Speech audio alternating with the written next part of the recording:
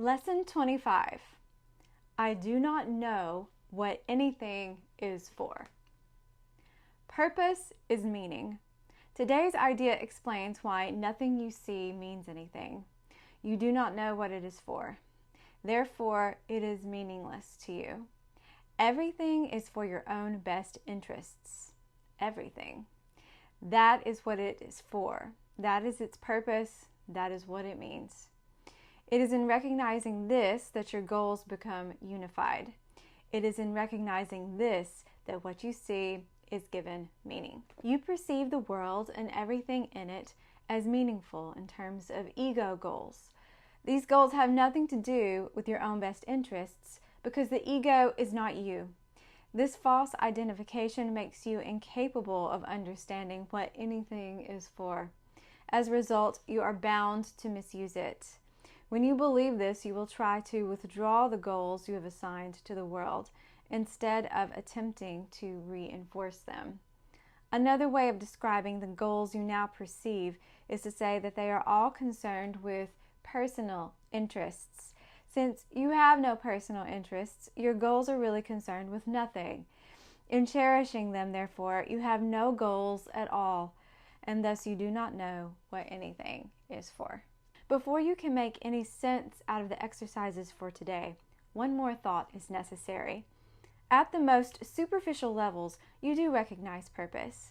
Yet purpose cannot be understood at these levels. For example, you do understand that a telephone is for the purpose of talking to someone who is not physically in your immediate vicinity. What you do not understand is what you want to reach him for. And it is this that makes your contact with him meaningful or not. It is crucial to your learning to be willing to give up the goals you have established for everything.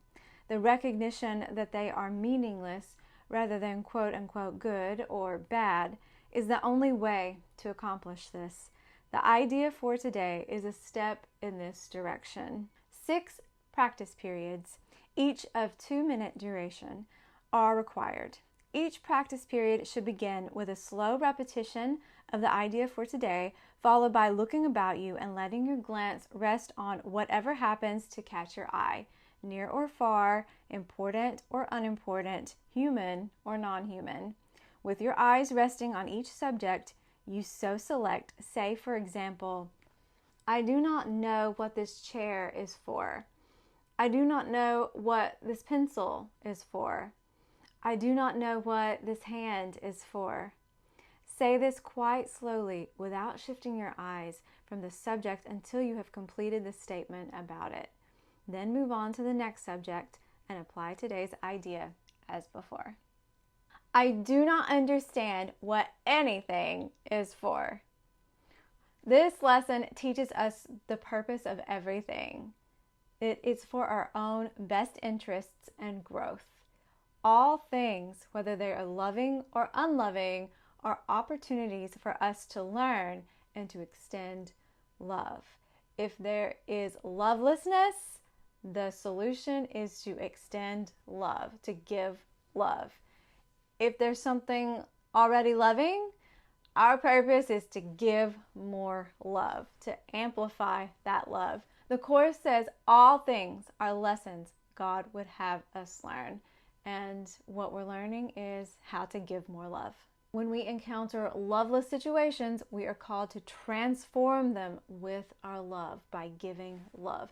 When we encounter loving situations, we're supposed to open our heart wide, open our minds wide, and amplify that, fortify it, strengthen it, its power by giving more love to loving situations. This is the essence of miracle working. It is our divine purpose. It is why we're here, to reclaim everything that is not of God, not of love, for God, for love, with love, transforming the meaningless into the meaningful. I do not know what anything is for. From my limited human perspective, and with all of the meaning and past associations and interpretation and labels that I am projecting onto all things, I don't know what anything is for. I don't have all of the information. I can't know. but God knows. So I will step back and allow Him to reveal the holiness, the wholeness, the love, the beauty in all things to be revealed to me, to reveal itself to me. And I will bring that with me as well wherever I go and see through the eyes of love instead. This lesson says purpose is meaning. That's the first line in the lesson. Our divine purpose, to bring the purpose, to bring the meaning to all things, to transform that which is fearful or loveless into that which is loving. And that is your role, and it is essential in not only transforming your life, but transforming the world. The lesson also talks about the ego goals that we think are our goals, that we misidentify with, and then we get sidetracked and distracted from our divine purpose. The ego is the ultimate voice of lovelessness. It is the ultimate unloving guide. And our divine purpose is to transform anything that is loveless and unloving into that which is loving. So the ego, being the epitome of lovelessness, is really invested in us forgetting our divine purpose. Because if we remembered, we would understand that the ego is lying to us. It is the ultimate voice of lovelessness and needs to be transformed or nullified or abolished. And in that moment, when we take up our divine purpose, we would snap out the ego. We would stop listening to the ego. We would recognize it for the lovelessness that it is. And if we're on mission, if we're on point, if we're about our Father's business, we wouldn't be sidetracked by that voice anymore, because we'd only be interested in that which is meaningful and aligned with our divine purpose, aligned with God's will. And the ego is not. Its goal is to distract you, the ego's goal. Why is the ego so invested in distracting us from our divine purpose? Because when we're on track and following our purpose and performing our function here in the world, when no longer listening to the ego is abolished. The ego is, it's basically the ego's death.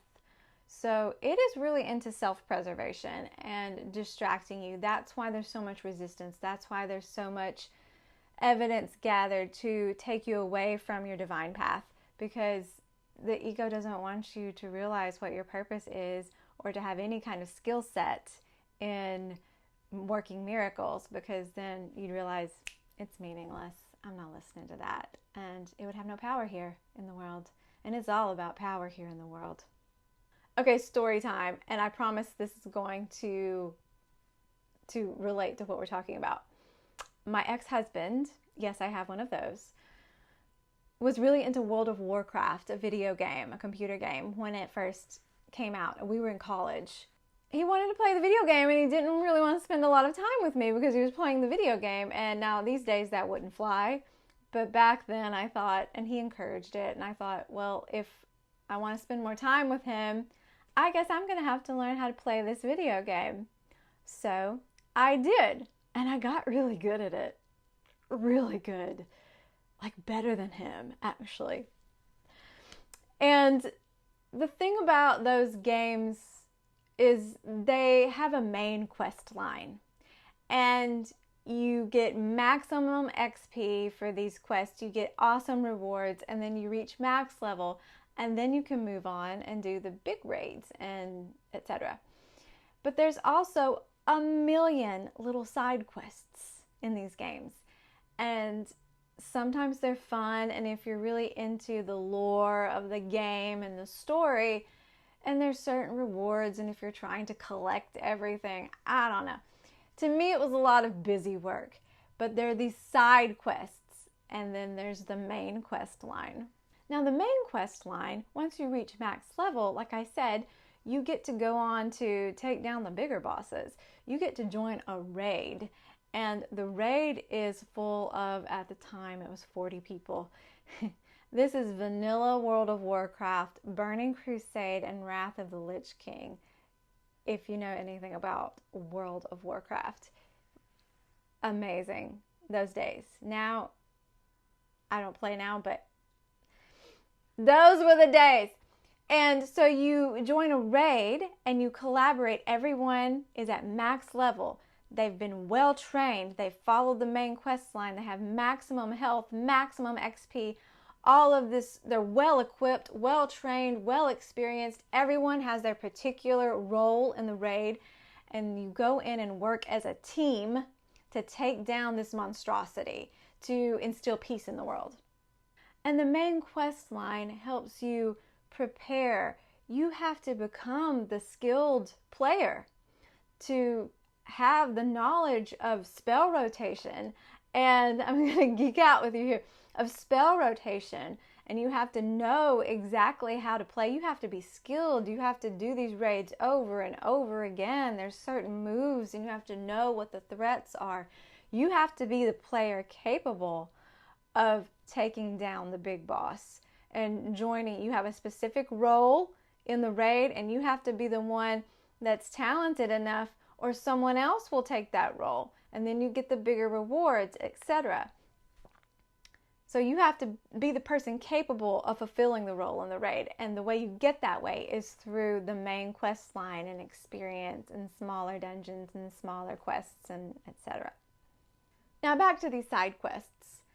You have to decide, do I want to be a raider and be well equipped and well experienced and go for that? Or do I just want to stay busy and piddle around and do these side quests that are for minimum XP, minimum equipment, minimum money, minimum rewards? They will keep you stuck in a storyline in some remote village on the far edge of the world forever. There's thousands of these quests, and you can choose that and you can do that, but you're not going to play the bigger game if you don't follow the main quest line too. Now, I tell you this story to say the ego will keep you doing the side quests and the busy work and the nonsense and keep you stuck in this isolated place and will give you minimum rewards and keep you in that storyline of guilt and fear and limitation forever. And that's its goal. It's trying to distract you from playing the bigger game, of being the person who is practicing extending love, to play the bigger game in the world, to be about your Father's business instead of its busy work. And that is what the game is here between the two parts of your mind. So you can follow the main quest line and be a miracle worker, or you can be totally distracted and in pain and suffering. So the ego's goals are to distract you from your divine purpose, to keep you stuck and to keep you small and to keep you in limitation in the story, in that cycle, and to distract you from your purpose. And what is your purpose? The main quest line is clear. Your divine purpose is to partner with God, to work miracles by extending love. Where there's lovelessness, we transform it with love. Where there's nothing, we bring love and make it love. Where there's love, we amplify it by adding more love. More and more and more love. It's always the solution. Every miracle worked levels us up exponentially. All expressions of love, miracles, are maximal. And the ego's distractions keep us stuck. I do not know what anything is for, but I know my divine purpose, and I know what I'm here to do, and I know the correct way to see. And if I'm not seeing it correctly and I'm upset and at the effect, then I know there's something there that needs to be corrected. And I know the process. I know I ask God for help. I do not know what this is for. Please show me how to see this differently.